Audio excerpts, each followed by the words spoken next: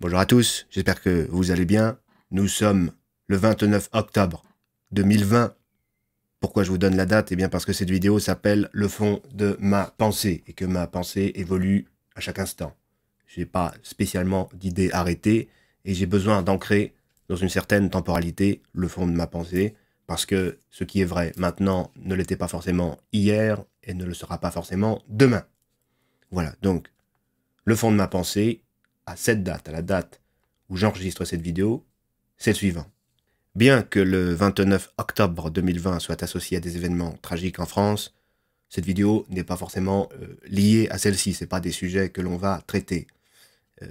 Mais pour moi, je pense que ça a été un déclencheur, parce que j'ai envie, du coup, ça m'a donné envie plutôt de transmettre ces clés de compréhension du monde que j'ai forgées moi-même au fil du temps, les clés de lecture, etc. Pourquoi je veux faire ça? D'une part, pour les transmettre à des gens qui n'en ont pas conscience à l'heure actuelle que ces clés de lecture peuvent exister, pour ouvrir à d'autres options, et aussi parce que y a beaucoup de jeunes qui me regardent, je le sais, et que peut-être eux-mêmes n'ont pas encore vécu les expériences de vie requises pour se forger des clés, donc je leur donne, d'un certain point de vue, certains cheat codes avec cette manière de voir la vie, le réel, tout ça. Bon, bref, c'est une forme de vidéo pédagogique, mais d'auto-pédagogie, j'ai envie de dire, voire même d'auto-thérapie, parce que ça me fait du bien de mettre des mots sur ma propre pensée, ma manière de voir le monde, tout ça, tout ça.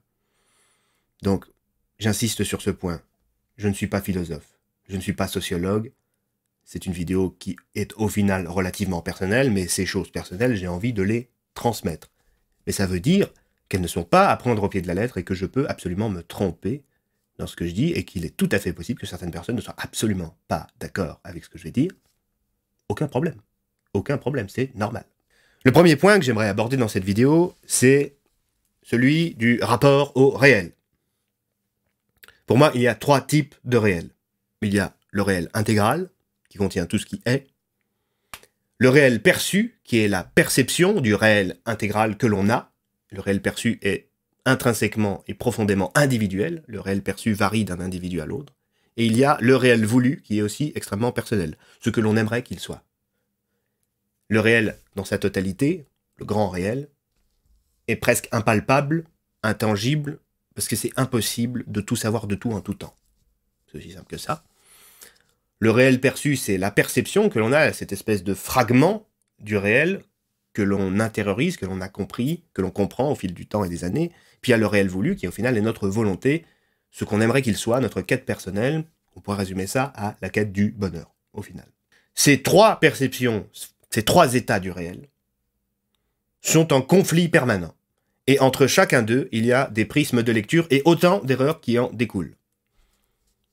Autant d'erreurs qui en découlent, parce qu'il y a quantité de manières de voir les choses. Et il y a quantité de fantasmes qui découlent de nos propres perceptions du monde et qui ne sont parfois pas en corrélation avec ce qu'est réellement le monde. Voilà. Je vous avais prévenu, c'est une vidéo de réflexion assez poussée. Certains n'auront peut-être pas intégré tout ce que je viens de dire. Mais en gros, tout ce que j'ai essayé de dire là, dans cette petite amorce, c'est que il y a ce qui est dans le monde, dans l'univers, etc. Et bien malin celui qui sait tout de tout. Il y a ce que l'on voit de ce qui est. C'est ni plus ni moins que notre quotidien, ce que l'on vit, ce que l'on a vécu, ce que l'on va vivre. Et puis il y a ce qu'on voudrait qu'il soit. C'est notre volonté, nos envies, ce qu'on veut, nos objectifs, etc. C'est aussi simple que ça. Il faut bien prendre conscience que ces trois choses s'entrechoquent en permanence. C'est très important à intégrer. La quête du bonheur. C'est, d'un certain point de vue, j'estime, en tout cas, mon moteur de vie. Peut-être que c'est celui de la plupart d'entre vous aussi. Le bonheur, c'est avoir accompli X, Y chose avant sa mort. C'est la transformation d'une somme de volonté qui, au final, en théorie, n'est presque jamais atteinte. Mais moi, ma quête de bonheur est également corrélée à quelque chose que je trouve extrêmement important, c'est la vertu. En gros, je cherche un bonheur vertueux, c'est-à-dire atteindre le bonheur dans des conditions morales. Beaucoup de gens font fi des conditions morales dans leur quête du bonheur, ou n'ont même pas conscience que leur quête du bonheur n'est pas forcément corrélée à des conditions morales, mais pour moi, c'est quelque chose d'important. C'est-à-dire qu'en gros, j'aspire à certaines choses, à certains succès, mais je veux pas que ça se fasse en écrasant des gens, en faisant du mal autour de moi. J'essaie de faire ça de la manière la plus vertueuse qui soit, en minimisant les actions négatives sur la vie d'autrui. Parce que je suis un mec sympa, au final. D'aucuns diront que c'est une forme de naïveté, de bisounourserie, etc. Mais c'est plus pour moi de la prudence, parce que je crois énormément en l'effet papillon, au karma, mais pas au sens spirituel des choses, mais plutôt au sens chaîne de causalité. On y reviendra plus tard, mais je suis absolument persuadé que si tu fais de la merde, ça te retombe toujours sur la gueule à un moment donné, même s'il y en a qui ont la chance, si on peut appeler ça de la chance, que ça ne se produise pas. Tu joues avec le feu quand tu fais de la merde. Bref. Un autre point que je veux aborder avec vous, c'est la finalité. La finalité, c'est le fait que tout a une fin, l'existence y compris. En gros, on va tous crever. C'est une notion que j'ai intégrée, comprise très jeune, peut-être même trop jeune, c'est qu'à un moment donné, tout le monde meurt. Et qu'on a tous, je le ressens comme ça, c'était un espèce de petit compte à rebours au-dessus de la tête, et chaque seconde qui passe, ce compte à rebours diminue de 1. Et quand il est à 0, c'est foutu, t'es mort. Game over. Et je veux à tout prix, et je fais mon maximum pour que ce temps qui s'égrène au-dessus de ma tête, ce sablier qui inlassablement se vide, cette clepsydre qui goutte à goutte me rapproche de la mort, je fais mon maximum pour que justement ces gouttes, ce temps, ce sable, se soit écoulé de manière la plus intéressante et productive possible. C'est pourquoi j'essaye de faire mon maximum pour ne pas trop être immobile. Et par immobile, j'entends oisif, ne rien faire, se laisser aller. Parfois, c'est très important, la glande, etc. Mais quand j'ai le choix entre glander et créer quelque chose, je vais instinctivement vers le fait de créer quelque chose, ajouter au monde, au réel, rester en mouvement, parce que pour moi, l'immobilisme, c'est la mort. C'est quelque chose de très personnel pour moi. Si tu ne fais rien, c'est un acte de non-existence. C'est dangereux. Bref. La notion principale de ma philosophie, de ma lecture des choses et du monde, c'est la causalité. J'ai eu une espèce de mind blow par rapport à ça il y a quelques années. C'est-à-dire que pour moi, tout, absolument tout, est issu de chaînes de causes et de conséquences. Une chose en entraîne une autre, qui en entraîne une autre, qui en entraîne une autre, et on en arrive à un résultat. Et ce résultat, c'est une version du réel. Et le grand réel. Pas juste le réel perçu. Je vois la vie, je vois la somme du réel, la somme de ce qui est, comme un enchaînement de dominos qui s'entraînent les uns les autres et qui, au final, arrivent à un résultat. Pour moi, l'individu, l'humain, chaque personne qui est, n'est que la somme des expériences qu'il a vécues et des gens qu'il a rencontrés. Je ne suis que le reflet de mon propre vécu. Et ça se vérifie très souvent. Très souvent, trop souvent. Je n'acceptais pas forcément cette idée au début, mais à force de discussion avec d'autres personnes, quand je m'en sers comme un prisme de lecture pour aborder les gens, c'est bizarre, ça marche presque toujours. Tel comportement découle de tel type d'éducation, de choix, de causalité, de conditionnement infantile, etc. C'est un long cycle de dominos qui sont tombés les uns après les autres jusqu'à en arriver à la rencontre de cette personne et de moi et de notre discussion. Chose extrêmement cool. La causalité, pour moi, n'implique pas forcément le fatalisme. Quand on a conscience de la causalité, justement. Quand on sait, je vais reprendre la métaphore des dominos, que tout n'est qu'enchaînement de dominos qui tombent les uns après les autres pour en arriver à des résultats, chaque domino tombé étant une étape clé de la transformation, du réel, on comprend, lorsque l'on entrevoit ces chaînes de causalité, que beaucoup ont des similarités et que l'on peut agir directement sur certains dominos. en comprenant les chaînes de cause et de conséquences, tu peux intervenir en amont d'une chaîne pour provoquer un aval particulier. Parce que ça m'amène à une autre notion extrêmement importante pour moi. Extrêmement importante. Il y a trop de gens qui ne le comprennent pas intrinsèquement. C'est le passé qui fait l'avenir. C'est le passé qui fait l'avenir. Le passé, c'est avant le futur. C'est du passé que découle l'avenir, pas l'inverse. Beaucoup de gens vont se dire, mais what the fuck, mais qu'est-ce qu'il dit? Mais c'est très important de comprendre ça. Parce que justement, chaîne de causes et de conséquences. Ce qui fut donne ce qui est, et ce qui est donne ce qui sera. Donc, ce qui sera est intrinsèquement lié par chaîne de causalité à ce qui a été. Le passé entraîne l'avenir. Et c'est très très très souvent qu'on s'en rend compte, et c'est quasiment tout le temps cyclique. L'expression de cela varie selon les époques, parce que le monde évolue, mais les causes profondes sont intrinsèquement humaines, très profondément les mêmes, et très souvent liées aux émotions. Les causes ont des conséquences, et les conséquences des causes. Toujours. C'est comme ça que je ressens, que je comprends le réel. Et quand on intègre ça, comme je le disais précédemment, si je reprends la métaphore des dominos, on peut agir sur certains dominos au bon endroit, au bon moment, et faire dévier le cours du temps, et agir du coup sur l'avenir. Et c'est ça, au final, je pense, le libre arbitre. La seule fatalité, c'est la finalité.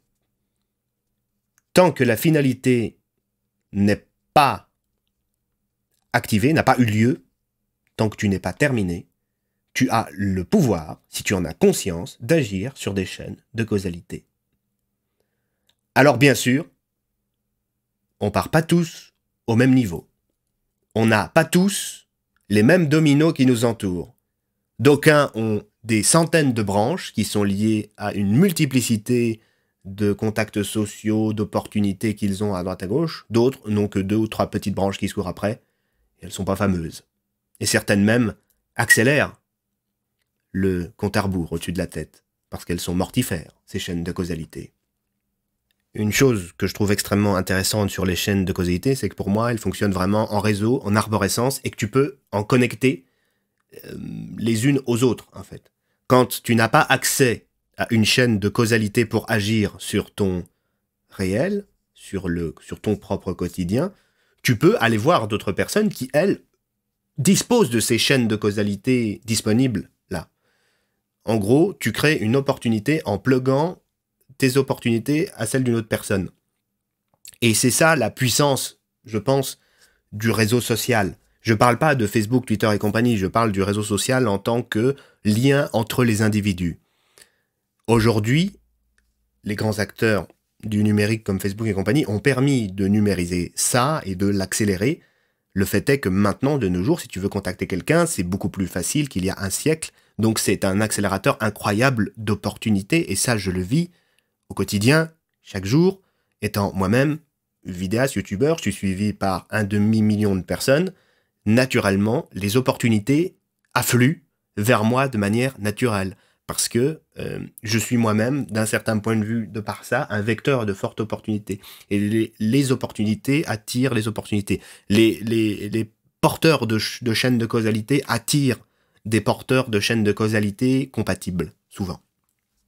Et ça, c'est un petit code de la vie, du quotidien que j'ai trouvé. C'est quand il y a un truc que j'aimerais faire, que je ne sais pas faire, ou que je ne sais pas qui aller voir pour faire, bah, je demande de l'aide. Il n'y a pas de honte à ça. Je vais vers l'autre, et l'autre, très souvent, me dit « Oui, pas de problème, je vais t'aider ».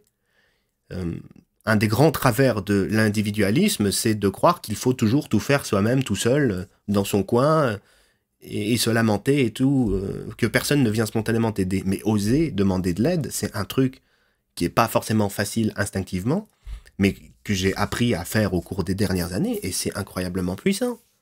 D'aller voir des gens qui ont réussi à faire des choses incroyables, qui sont capables de soulever des montagnes pour mener à bien leurs objectifs, en allant moi les voir en mode « Coucou, veux-tu bien m'aider ?» Et bien très souvent, ces gens-là me disent oui. Il faut oser activer les chaînes de causalité. Comme je le disais, en plus en amont, pardon, dans cette vidéo, l'immobilisme tue. L'immobilisme, c'est cesser l'interaction avec les chaînes de causalité qui nous entourent. Quand tu ne fais rien, tu ne fais que subir le flux du temps. Tu ne fais que subir une chaîne de dominos extrêmement longue de toutes petites causes et petites conséquences qui accélèrent peut-être cet égrainement au-dessus de ta tête et ce long périple vers ta finalité qui commence dès la naissance. Bref. C'est possible que je sois pas hyper compréhensible, mais je me comprends moi-même, c'est l'essentiel. Retenez de ce que je viens de dire qu'il est important, quand vous voulez faire quelque chose, bah parfois, suffit, si vous n'avez pas les moyens, vous pouvez apprendre, donc les acquérir. À l'heure actuelle, avec Internet, si tu veux apprendre à faire quelque chose, tu peux, très facilement et gratuitement. Ou parfois en déboursant des très petites sommes. Et si vraiment tu sais que c'est une compétence que tu ne souhaites pas acquérir, mais que tu veux quand même faire ton truc, bah tu t'entoures de personnes qui ont cette conséquence. Et c'est ce qu'on appelle, je crois, l'esprit d'entreprise, sans forcément que ça soit corrélé à l'aspect économique et capitaliste qui induit la chose. Mais vouloir faire des choses, c'est aussi savoir s'entourer de gens capables de nous aider à aller dans une direction. C'est ce que j'ai fait notamment avec Superflame Studio. J'ai pris contact où des gens qui avaient des compétences de manière presque magnétique, gravitationnelle, sont venus vers moi en mode « si tu veux faire quelque chose avec moi, je suis disponible, voici mon talent et voici pourquoi il est compatible avec le tien et comment ensemble on peut aller de l'avant. » C'est aussi ça la vie, c'est faire du lien. Et je ne suis personnellement jamais aussi content que quand je peux rencontrer des gens et discuter avec, en apprendre plus sur leur vécu, au final en déduire, en comprendre leur chaîne de causalité et voir si elles sont compatibles ou pas avec les miennes. Et peut-être qu'ensemble, dans une forme de synergie, on peut se pousser dans un mouvement temporel de dominos qui s'enchaînent à aller vers nos objectifs respectifs ensemble, avec plus d'inertie. L'autre te permet d'aller extrêmement loin. Rester tout seul dans son coin, dans l'autosuffisance, au bout d'un moment, ça ne suffit plus. Ça peut marcher, hein. Pendant toute une période de la vie, ça peut marcher. Puis au bout d'un moment, tu commences à devenir aigri, à te pétrir d'illusions, à avoir des idées arrêtées. Et là, ça devient dangereux parce que là, tu arrives dans l'immobilisme. L'immobilisme, c'est la mort. J'aimerais parler maintenant de ce que j'appelle le logiciel mental. C'est un petit peu notre petit système d'exploitation à nous. Si on était des ordinateurs, c'est notre manière de traiter le réel perçu. Beaucoup de gens ont des points communs dans leur système d'exploitation du réel, dans leur logiciel de pensée. C'est ce qui regroupe les individus qui ont une certaine homogénéité dans leur logiciel de pensée. C'est pour ça que les geeks s'entendent généralement bien avec d'autres geeks, parce qu'il y a des compatibilités dans la manière de traiter et gérer le quotidien. C'est pour ça que les croyants s'entendent généralement bien avec les autres croyants. C'est pour ça que les gens qui aiment bien les voitures s'entendent bien avec les gens qui aiment bien les voitures. C'est pour ça qu'on retrouve parfois un conditionnement social avec des gens qui ont à peu près tous les mêmes manières de penser, les mêmes sujets, etc., etc. Pourquoi? Parce que ce logiciel mental, c'est un primo-intervenant dans ta propre chaîne de causalité. Pourquoi? Parce que, et c'est très triste, mais en même temps tu peux agir là-dessus quand on a conscience, ce logiciel mental, il est forgé très jeune par tes parents, par ton entourage, par tes primo-socialisants, par ton premier contact social avec le monde. C'est ça qui va mettre en place... Ton cerveau, quand tu nais, il est relativement vierge. Il est câblé et tout, mais il n'y a pas encore le système d'exploitation. Et en fait, c'est... À part pour les choses fondamentales, boire, manger, etc., c'est le rapport à l'autre qui va te construire ton logiciel mental. Et donc, les gens que tu vas rencontrer, ton milieu, va avoir un pouvoir de détermination très puissant qui va parfois nuire à ta capacité propre d'autodétermination parce que ça va limiter ta pensée et ta capacité à aborder le monde, à traiter l'information, à gérer l'émotion et à prendre des décisions surtout. La volonté, est implicitement lié pour chaque individu à son logiciel mental. C'est pour ça que quelqu'un qui a un logiciel geek a généralement une volonté qui est relativement en dehors des choses profondément humaines et des fameux besoins que l'on peut retrouver dans la pyramide de Maslow, va avoir une mentalité et des objectifs qui tendent à avoir un comportement geek, etc., etc., etc. Et quelqu'un qui est élevé, malheureusement, dans la précarité, qui est moqué régulièrement, qui est rabaissé toute sa vie, à qui on dit tout le temps « reste à ta place, tu n'es qu'une merde, arrête de faire l'intéressant et tout », c'est une personne qui va souffrir d'un profond sentiment d'illégitimité et qui va avoir une grande difficulté à admettre qu'elle est capable de faire des choses. Ça crée des immobiles, très facilement. Et c'est triste. Très triste. Quand des personnes mal intentionnées, parce que leur quête du bonheur n'est pas vertueuse, comme je le disais précédemment, par rapport à la mienne, savent que le logiciel mental détermine énormément le pouvoir d'autodétermination de l'individu et le conditionne à adopter certains comportements, ces personnes-là ont tout intérêt, quand elles savent la puissance de ça, à conditionner les gens à faire tel ou tel type de choses, à aborder le réel de telle manière que ça leur sera favorable à eux. Et ça, c'est un grand classique des régimes autoritaires, dictatoriaux, etc. C'est pas pour rien qu'un des premiers trucs que tu prends sous ta coupe quand tu es dans une idéologie totalitarisante, fascisante, etc., ce que tu prends sous sa coupe le plus vite possible, c'est l'éducation. C'est l'éducation. Et parce que les cerveaux des gamins, c'est malléable. Le logiciel mental peut encore bénéficier d'énormément de mises à jour, etc. Et tu fais toute une génération de petits soldats très facilement. Ou de gens hyper compatibles avec un régime, hyper compatibles avec une idéologie, etc., etc. Et malheureusement, c'est aussi vrai pour le fondamentalisme et pour des tas d'autres travers sociétaux. Pour continuer sur cette métaphore, le logiciel mental, ce que j'appelle le logiciel mental, pour moi, il est déterminé en majeure partie, disons le code source, est déterminé en majeure partie, comme je le disais, par l'enfance, la primo-sociabilisation, tout se joue dans les premières années de vie. Mais par contre, il y a toujours moyen, par le biais des chaînes de causalité, donc par le rapport au réel, de modifier ce logiciel mental, de lui faire des mises à jour, etc. Le problème, c'est que s'il est trop fermé, s'il est basé sur des idées arrêtées, et sur une non-conscience de lui-même et une non-analyse du réel de manière extrêmement poussée, le logiciel mental des gens va bloquer et aller vers le plus simple, très vite, très fort, sans chercher à comprendre des chaînes de causalité, justement, et à aller chercher trop loin, plus loin. C'est pour ça qu'on arrive très vite avec des gens qui ont malheureusement un vécu et un logiciel mental assez limité à des raisonnements très courts, très simplistes, et une absence, parfois sidérante, de projection de soi dans le futur. Une absence de volonté à long terme. On est dans le survivre, dans le vivre, mais pas trop dans la volonté d'agir, etc.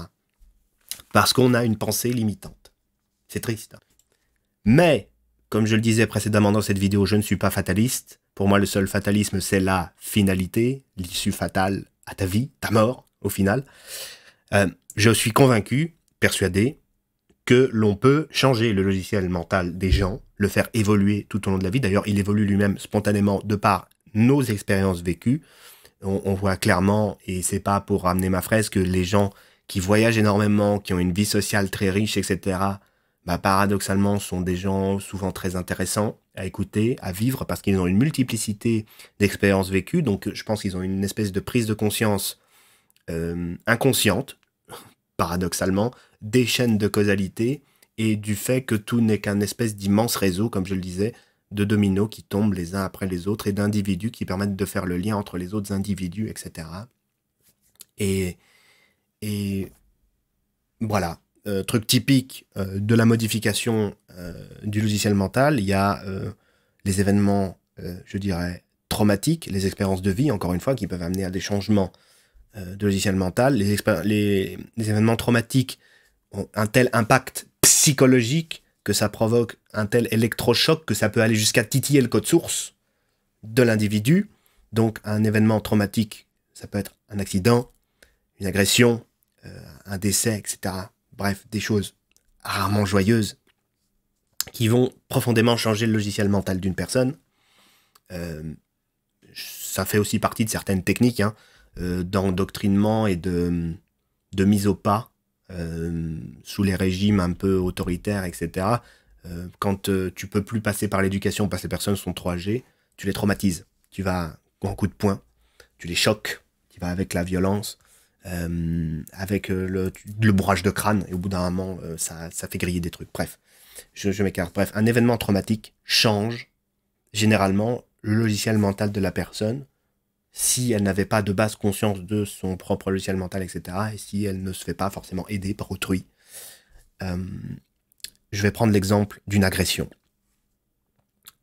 Quelqu'un se fait agresser par un individu. Cet individu porte un foulard rouge. Voilà. Ça va trigger la personne et par exemple, elle va associer le fait de voir un foulard rouge à de la violence, à un mal-être, etc. Et à chaque fois qu'elle reverra une personne avec un foulard rouge, elle va se sentir pas bien. Pas de bol, cette personne se fait réagresser par une autre personne et elle aussi, elle a un foulard rouge. Là, on passe vers quelque chose qui s'appelle la confirmation. Ton propre cerveau va se dire, c'est marrant, la dernière fois j'ai déjà été agressé par une personne avec un foulard rouge, et là c'est une personne avec un foulard rouge. Et là, on va arriver à des phases de déduction, malheureusement erronées et court-termistes, mais le cerveau va interpréter ça comme ça. Le logiciel mental va se reforger autour de ça. Les gens qui ont des foulards rouges sont des agresseurs. On a une distorsion du réel perçu impliquée par ces déductions par association, provoquées par des expériences malheureuses. Imaginons maintenant qu'à chaque fois qu'une personne en agresse une autre, on précise si elle a ou pas un foulard rouge, et qu'on fasse ressortir volontairement, très souvent, tout le temps, le fait que l'agresseur avait un foulard rouge. Au bout d'un moment, les gens, par effet d'association, vont faire exactement les mêmes déductions que la personne traumatisée. Et la personne traumatisée va être reconfirmée dans ses opinions. Elle va en arriver à un point où là, c'est sûr, les gens qui portent des foulards rouges, c'est vraiment tous des criminels en puissance. Incompatibles avec nous. Si je te dis tous les jours, tiens, là, il y a un mec avec un foulard rouge qui a agressé une mamie. Là, il y a un mec avec un foulard rouge qui a cambriolé une banque. Là, il y a un mec avec un foulard rouge qui a frappé une autre grand-mère. Là, si, ça. Au final, en tout et pour tout, au cours d'un mois entier, tu as été exposé tous les jours à une information comme quoi une personne portant un foulard rouge avait commis un acte répréhensible, incompatible avec tes valeurs morales. Pourtant, factuellement, au final, on ne t'a exposé qu'à 30 cas de personnes ayant des foulards rouges et ayant commis des crimes. Or, des personnes qui portent des foulards rouges, il y en a des millions. Sauf que, par raisonnement court-termiste et confirmation d'opinion, tu n'as pas pu t'empêcher de généraliser à mort. Et ça le fait à tout le monde. Enfin, en tout cas, à énormément de gens. Même moi, parfois, quand il y a des foulards rouges qui font des trucs, je me dis, quand même, ils abusent un peu. Pourtant, c'est une fraction. C'est une fraction. Factuellement, c'est une fraction. Imaginons maintenant que du jour au lendemain, le voisin d'une personne qui a pour logiciel mental foulard rouge égale criminel, son voisin, du jour au lendemain, se met à porter un foulard rouge. Voilà, il y a un problème avec le biais de confirmation, parce que, vous comprenez, ce gars, c'est mon voisin. Je le connais. Vous savez, il y en a des bons. Il y a des foulards rouges, il n'y a pas de souci. Il y en a quelques-uns. Mais bon, moi, des voisins avec un foulard rouge, j'en ai un. Dans les médias, des gars avec des foulards rouges, et puis j'ai vécu des choses aussi avec des foulards rouges avant, donc méfiate. Il y en a, mais la plupart... Et c'est là que tu arrives à ce qu'on appelle un phénomène d'inversion des valeurs et de la perception. C'est-à-dire que tu vas avoir le raisonnement inverse de ce qu'il... C'est un problème qui est lié totalement à la perception du réel. Tu as une lecture inversée du réel. C'est-à-dire qu'en fait, la bonne phrase qui décrit véritablement mieux la situation d'ensemble, c'est une fraction des personnes qui portent des foulards rouges sont des criminels. Et là, ça marche. Parce qu'effectivement, mon voisin n'en est pas. Ça confirme. Et effectivement, jusqu'à preuve du contraire, je ne suis mis au courant quotidiennement, parce que je suis énormément les réseaux, que de 5, 10, 15, 20 cas sur des millions de personnes portant des foulards rouges. Et là, la phrase est correcte. Il y a effectivement une fraction de personnes ayant des foulards rouges qui foutent la merde. Alors que dire tous les foulards rouges portent la merde, à la seconde où tu croises un mec qui porte un foulard rouge et qui fout pas la merde, ton raisonnement il est caduque. Ouais, d'accord.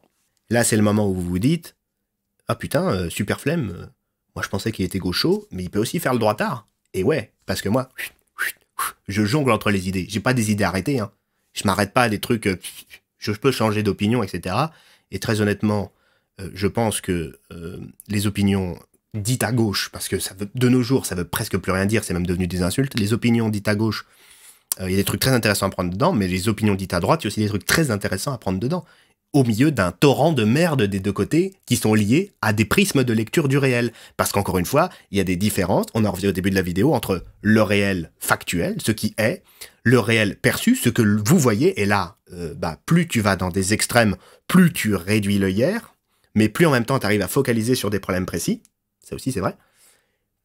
Mais il y a aussi le réel voulu, et puis là, chacun prêche pour sa paroisse, parce que vous comprenez, il y a des enjeux électoraux derrière.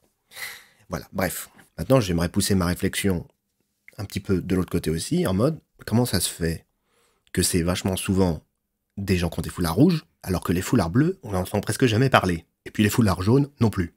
Avant de traiter maintenant le problème qui peut être intrinsèquement lié à une fraction ultra minoritaire des foulards rouges, mais qu'on ne retrouve pas nécessairement chez les personnes qui ont des foulards bleus et foulards jaunes, on va faire un petit point sur les intérêts électoraux. Parce qu'il y a un fait, il y a des gens qui cherchent à se faire élire, donc à obtenir le pouvoir, via un argumentaire qui est totalement dirigé contre les personnes qui portent des foulards rouges, et d'autres qui cherchent à récupérer les voix des personnes qui en portent pour se faire élire aussi, parce que tant qu'il y a à bouffer, autant se servir. Je pense qu'à l'heure actuelle, la politique, la marche du monde est tellement axée, hyper polarisée autour de l'économie. Tout passe à un moment donné par l'argent et le pognon. C'est simple, en gros, à l'heure actuelle, si t'es milliardaire, tu fais ce que tu veux. Tu fais ce que tu veux. Tu peux tout avoir, tout faire, tu as du blé. C'est aussi simple que ça. Pourquoi? Parce que l'argent, au final, c'est quoi? C'est la matérialisation du pouvoir. Le pouvoir, c'est la capacité d'agir. La capacité d'agir, c'est la liberté. Tout le monde est en quête de liberté, donc tout le monde est en quête de pouvoir, donc tout le monde est en quête d'argent. Parce que c'est une espèce de convention collective qui a été mise en place au niveau mondial. Alors bien sûr, on va retrouver des petits groupuscules de gens qui sont pas d'accord avec cette approche, qui tentent la vie en autonomie, l'autogestion et trucs comme ça, mais bon, on va pas se mentir, le pognon fait tourner le monde à l'heure actuelle. C'est d'ailleurs pour ça qu'avec la crise sanitaire, on cherche à tout prix à faire en sorte que les économies ne s'effondrent pas, parce que si l'économie s'effondre, c'est toutes les sociétés qui gravitent autour du capital qui s'effondrent, et toutes les sociétés à l'heure actuelle gravitent autour du capital, de la finance, de la dette, etc. C'est l'argent roi, c'est l'argent qui est la résultante ultime de la capacité, par un biais de confiance, à allouer la force d'action d'autrui et à acquérir des objets, etc. Bref, l'argent peut tout, ou presque, à l'heure actuelle. Tant qu'il ne défie pas les lois de la physique, l'argent peut tout. Ce qui fait que le nerf de la guerre, partout, dans la politique et tout, au bout d'un moment, c'est in fine, dans quasi 100% des cas, c'est le pognon, l'argent. Ce qui fait que cette base commune est imposée à absolument tout le monde d'un point de vue politique. Et du coup, les débats de fond liés à l'économie sont tellement verrouillés et bridés, puisque de toute façon, la marche du monde est déjà amorcée, et tu peux faire que des micro-pas, et tu pourras jamais faire un immense coup de pied dans la fourmilière, que du coup, le seul moyen de se différencier, c'est de trouver d'autres argumentaires, et d'aller ailleurs. Et du coup, l'hyper-différenciation, en tout cas, chez les thèmes, plutôt à droite, elle va être liée à des questions qui ne sont pas forcément liées directement à la gestion au quotidien de l'argent. Et du coup, ils vont se différencier par les questions culturelles, au final. L'incompatibilité culturelle entre les gens qui ont des foulards rouges et les autres, etc., etc. Et du coup, on va se retrouver avec d'un côté une politique très axée anti-foulard rouge, avec des généralisations à plus en finir, et, euh, et de l'autre avec une politique plutôt oui, mais vous comprenez, les pauvres foulards rouges, on n'arrête pas au quotidien. Mais les uns en réaction des autres et vice-versa. Hein. Mais les deux sont coupables, et enfin tout le monde est coupable dans cette histoire, à différents degrés.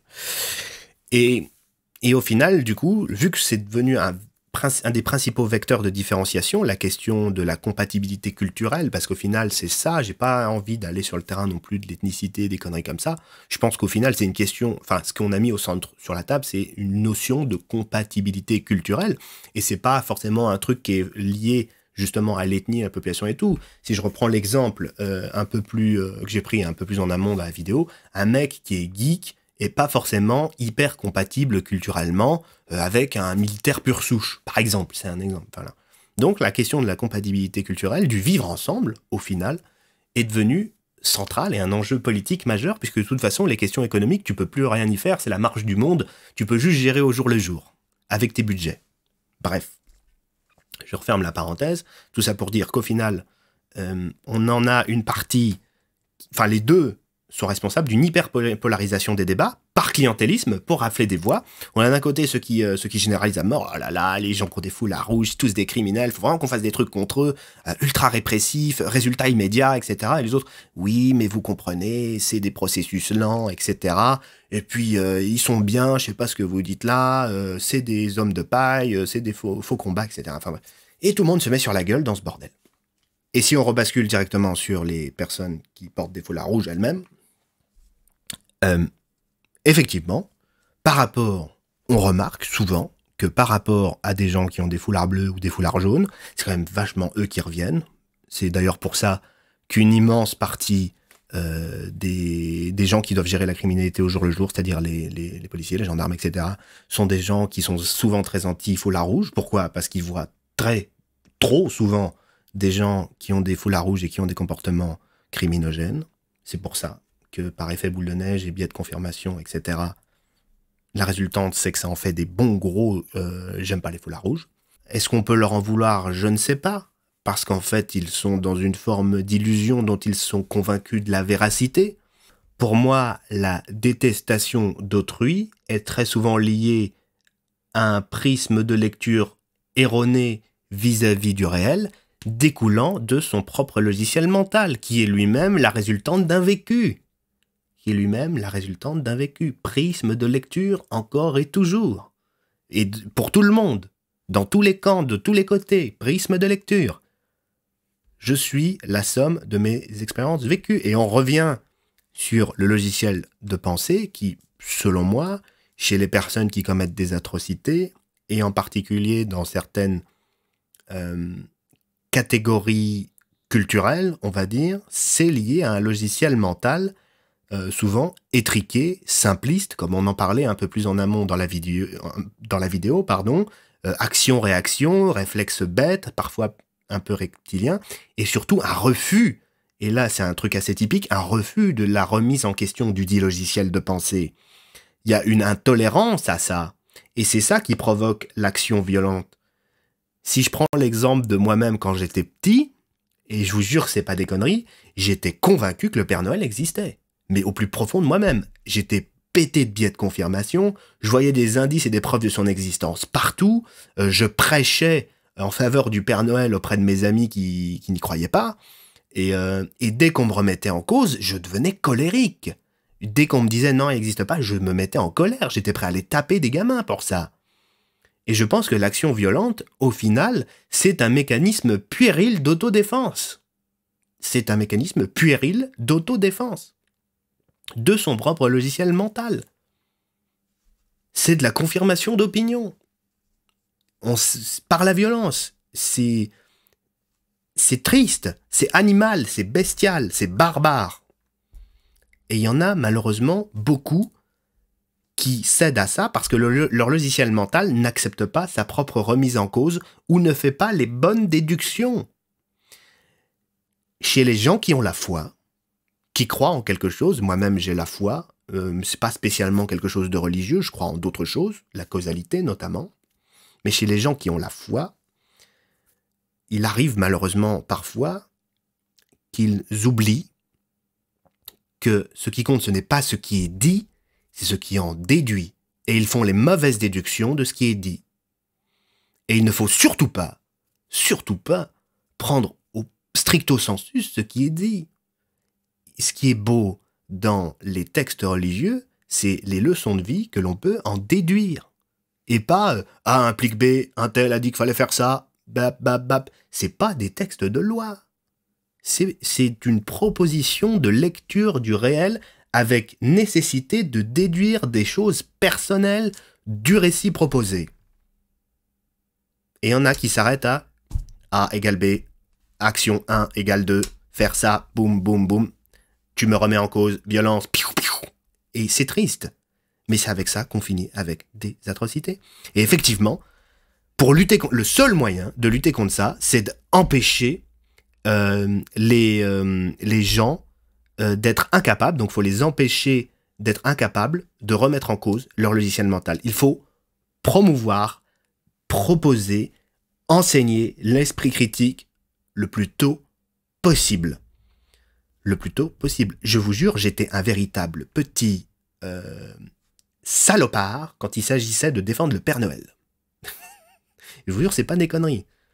C'est une question de logiciel mental et de prisme de lecture, toujours, tout le temps. Et malheureusement, il y a des gens qui profitent de la faiblesse d'autrui vis-à-vis de leurs croyances et qui se démerdent souvent par intérêt personnel, par quête du bonheur personnel non corrélé à de la vertu. Donc ils cherchent à se mettre bien, quitte à écraser autrui et faire du mal autour d'eux. Il y en a malheureusement énormément, des gens qui sont comme ça. Ces gens-là vont aller naturellement embrigader des gens avec des logiciels simplistes ou vont eux-mêmes leur inculquer des logiciels de pensée simplistes parce que ça en fait des hommes avec des réflexes de Pavlov. Tu appuies sur un bouton, t'es sûr que la personne a réagi comme ça. Et, et ça met en place des triggers. Et les mecs, sur certains sujets, vont trigger. Une fraction des gens qui portent des foulards rouges, qui a un logiciel de pensée donné, quand tu connais vite fait le logiciel de pensée, dans les grandes lignes, tu sais que pour certaines actions, tu es sûr qu'ils auront certaines réactions très précises, qu'ils auront exactement celle-là. Pourquoi? Parce que c'est des logiciels qui sont câblés de manière assez simple, avec très peu de remise en question, des réflexes quasiment systématiques, automatiques, et ça en fait des gens extrêmement prévisibles et donc malléables. À souhait, malléables. Et ça, mais c'est du pain béni quand tu veux mettre en place des régimes autoritaires. Hein. Du pain béni. Alors déjà, l'approche éducative, on vient de voir, enfin, j'estime avoir su expliquer pourquoi ça me paraissait être un truc primordial. Très tôt, l'esprit critique, la remise en question, être de tout, n'importe quand, tout le temps, se poser des questions, se poser les bonnes questions, rester ouvert d'esprit, ne pas admettre que les choses sont figées, etc. Donc, en traitant le problème en amont, par le biais de l'éducation, on met en place un barrage sur un cours d'eau maléfique, vous voyez? J'aime pas trop cette métaphore. Oh, quoique si elle est sympa la métaphore, je vais la filer un peu. Mais du coup, on a mis le barrage, c'est top, mais il y a toute l'eau qui est après le barrage, qui continue de s'écouler. Ceux qui ne sont pas encore passés par la case de solutionnement, qui ont encore et toujours leur logiciel de pensée étriqué, mais aussi il faut pouvoir les traiter. Et en fait, j'ai l'impression la lutte gauche-droite sur cette question-là, elle se fait là-dessus. La gauche privilégie et ne met qu'en exergue, pour ainsi dire, que l'aspect, on met un barrage en amont, et il est nécessaire, c'est vrai. Et la droite, elle, en revanche, elle dit, mais oui, mais il faut bien traiter l'eau après, qui a déjà dépassé le barrage. Et eux aussi ont raison. Et en fait, les deux ne voient que leur propre solution et n'admettent pas que, respectivement, les deux camps proposent des choses sur ces questions-là qui peuvent être, en fait, complémentaires. Il faut, effectivement, pour tous ceux qui sont en aval du barrage, qui ont encore un logiciel mental trop étriqué et des réponses bêtes et violentes, faut les traiter, ces problèmes-là. Et d'ailleurs, les forces de l'ordre, ils sont sujets au quotidien. Et du coup, arrive sur la table la question de la violence. Faut-il traiter ces problèmes par la violence? Je ne sais pas. Je n'ai pas cette réponse, mais je ne pense pas. Pour moi, la violence, c'est quelque chose de profondément improductif. La violence provoque la frustration, le sentiment d'impuissance, et du sentiment d'impuissance résulte la violence. Tout ce qui... Les gens deviennent violents par sentiment d'impuissance. Très souvent. Et si oui, avec quel niveau de violence? Faut-il être aussi violent qu'eux? Est-ce qu'on remet la loi du talion en place, œil pour œil, dent pour dent? C'est complètement con. C'est complètement con. Au-delà de ça, il y en a beaucoup qui disent oui, mais il faut combattre le feu par le feu. Si c'est une métaphore extrêmement débile, une image totalement bête. On va faire simple. Imagine, voilà, il y a un feu. Oh, vite, je vais éteindre le feu. Je vais chercher un allume-feu. Vous comprenez le délire? De la violence, enfin, combattre le feu par le feu, c'est admettre un cercle vicieux sans fin. C'est ça, hein, l'image en elle-même. Enfin, je sais pas, c'est combattre la lave par de la lave. Il y a de la lave, je vais rajouter de la lave, ça va éteindre la lave. Non, ça ne marche pas comme ça, faut trouver la flotte. Et ce qui éteint le feu de la violence, eh ben, c'est le contrôle de soi, je pense, c'est l'éducation, etc., c'est la réflexion. Et le rapport humain, mais à ce moment-là, comment tu le fais rentrer dans la tête de gens bas du front qui pensent qu'à taper, être violent et qui veulent pas de ça? Et c'est vrai que là, il y a un énorme point d'interrogation. Un énorme point d'interrogation. Le problème avec la violence, même si parfois elle peut s'avérer nécessaire, parce qu'il y a un besoin immédiat de neutraliser une menace, c'est pas pour rien qu'il y a un contexte légal à l'application de la violence de l'État quand c'est à peu près bien géré, ce qui est plutôt rare malheureusement. Mais quand il y a un besoin de violence, ce qui est triste, c'est que la violence sert souvent d'argument à la victime de ta violence et à ses proches, comme argument venant justifier de violences futures, de la représaille. Et c'est ça, en fait, le problème, c'est qu'en fait, tu provoques toi-même un cycle sans fin. Tu fous le feu à un baril de poudre en faisant ça. C'est que t'as été violent avec un gars, ses proches, et lui-même vont avoir envie de se venger et de le venger. Par une violence, t'en as cité 3 nouvelles, en fait. C'est ça le problème. Et ouais, je sais pas. Attendez, je réfléchis 2 minutes à la question. Ok, pour moi, la violence, c'est la manifestation du refus de la mise à exécution de la volonté d'autrui. Pourquoi de la mise à exécution de la volonté d'autrui? Parce que je fais le distinguo entre volonté et mise à exécution de la volonté, tout comme je fais la différence entre créatif et créateur. Parce que la volonté n'a pas encore été transformée en acte. Donc, voilà, la violence par anticipation. Après, on pourrait dire qu'il y a de la violence par anticipation et tout. Ah ouais, c'est super intéressant. Du coup, ouais, ça rejoint Minority Report. Bref, je m'égare. Bref, la violence, c'est le refus de la mise à exécution de la volonté d'autrui. Un tel veut faire telle chose, je ne veux pas, je l'en empêche, acte violent. Quoi qu'il arrive, c'est un acte violent à différents degrés, je l'estime, à différents degrés. C'est ma définition propre, hein, j'insiste là-dessus. Par exemple, mon fils veut sortir jouer dehors alors qu'il pleut, je refuse, je manifeste ce refus, c'est violent. C'est de la violence par anticipation parce qu'il n'a pas mis à exécution sa volonté. Voyez. Par contre, s'il était quand même sorti dehors, je l'aurais engueulé, etc. Violence. Donc au final, le simple fait que la personne ait fait tout le cheminement mental jusqu'à l'exécution de l'acte violent, le moment précis du passage à l'acte est le moment précis où on a déjà perdu. Ouais. Et du coup, on est dans une impasse. On est dans une impasse. Donc, en gros, pour l'amont, donc l'éducation et tout le bordel, pour que la personne ait même pas ne serait-ce que l'idée d'être violente, ou quand bien même elle l'aurait, elle ne mette pas en exécution parce que justement, son logiciel mental est plus permissif à la frustration et à des choses comme ça, et du coup fait qu'il n'y a pas transformation de la volonté violente en acte violent. Ou alors, il faut être dans l'anticipation et non pas dans la répression, puisque si t'es dans la répression, ça veut dire que la personne a quand même commis l'acte violent et t'es baisé. Donc, il faudrait mettre en place un truc pour prédire l'avenir. Non, putain, on finit dans Minority Report, en fait. C'est toute la thématique de Minority Report, ce délire. Non, en gros, il faudrait mettre en place des mécanismes de dissuasion qui font que même si t'as l'idée et que t'es teubé de faire un truc complètement con, t'as même pas envie de le faire. Parce que tu perds trop gros, il y a trop à chier et tout le bordel. Le problème, c'est que si tu te retrouves, si la personne passe quand même à l'acte, et que tu te retrouves quand même à devoir exécuter ton outil de dissuasion, serait-il par exemple, d'aucuns en ce moment font l'apologie de la peine de mort, je suis pas fan du tout, bah en fait t'as quand même perdu. Donc il faudra un autre truc qui fait flipper de ouf et qui fait que les mecs ils font pas. Qui fait flipper ou enfin même non, flipper c'est une émotion négative. Faudra une émotion positive. C'est pas du bisounours, c'est juste que tu es plus consentant à de l'autorité, à adopter un comportement qui t'est imposé par de l'externe si tu en reçois quelque chose de positif en fait. La carotte est toujours plus efficace que le bâton.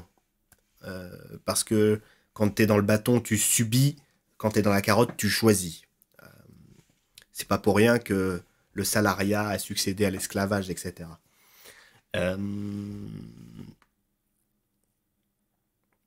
Ouais, faudrait mettre en place des carottes. Je sais pas. Ça pourrait être un sujet de débat. Honnêtement, les amis, là, je suis dans une impasse. J'ai répondu à ce que je pensais. Faut se démerder pour que les gens voient leur logiciel mental, ceux qui sont destinés à commettre des actes violents, et en particulier ceux qui sont avec des cerveaux étriqués au final, hein, ultra reptiliens, ultra action-réaction, ultra bas, bêtes.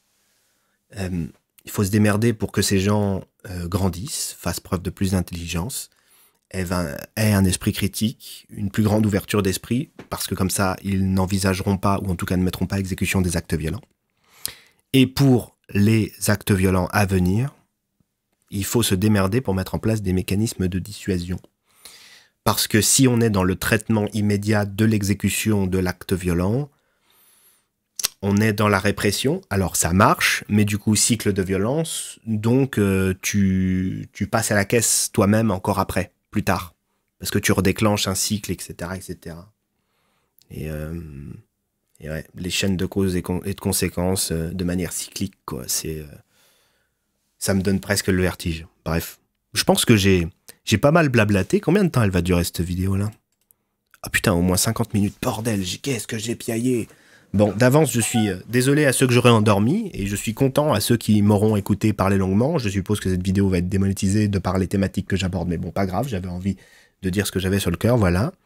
J'espère que mon raisonnement en aura intéressé plus d'un, mes réflexions aussi. S'il y a des thématiques que vous aimeriez que je m'amuse à essayer de traiter de manière auto-philosophique, je vois pas trop le terme, parce qu'encore une fois, je suis pas philosophe, je suis pas sociologue ni rien, c'est des déductions que je fais moi-même de par mon vécu, etc., bien que j'ai certaines facilités linguistiques, parce que depuis tout gamin, j'ai une fascination des mots et de la langue.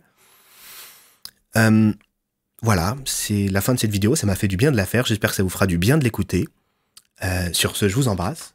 Je vous dis à bientôt pour de prochaines vidéos. Dans tous les cas, s'il n'y a pas de nouvelles vidéos dans les prochains jours, prochaines semaines, soyez certains que du 1er au 24 décembre de cette année, je diffuserai du coup la suite de Pic au vent ne répond plus, qui est lui-même la suite du calendrier d'avant la fin des temps. Donc du 1er au 24 décembre cette année, vous pourrez écouter chaque jour sur ma chaîne YouTube un épisode d'une série audio qui est la suite de Pic au vent ne répond plus. Voilà, j'ai commencé à m'atteler à l'écriture de ça, j'espère que ça vous plaira. Je vous embrasse et je vous dis à bientôt pour de prochaines vidéos. Prenez soin de vous, faites preuve de réflexion, d'esprit critique, restez posé, respirez un coup et pensez. Salut!